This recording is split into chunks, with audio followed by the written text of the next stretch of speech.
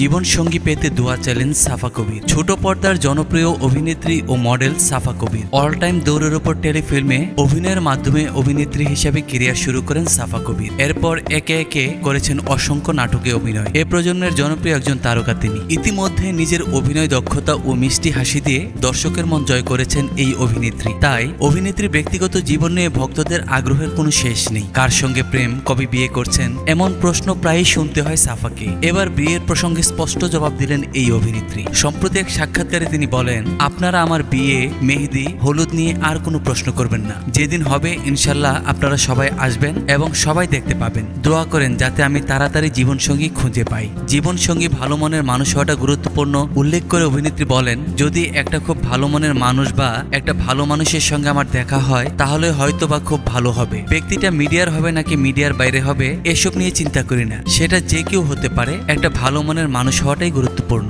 সৃষ্টিকর্তার প্রতি কৃতজ্ঞতা জানিয়ে অভিনেত্রী বলেন, আল্লাহ আমার জীবনের প্রত্যেকটা ধাপে অনেক বিপদ থেকে বাঁচিয়েছেন। ইনফ্যাক্ট আমার সেই দিন উপলব্ধি হয়েছে যে আমি আসলে সুস্থ আছি, আমার বাবা মা সুস্থ আছেন, এজন্য আল্লাহর শুকরিয়া আদায় করি।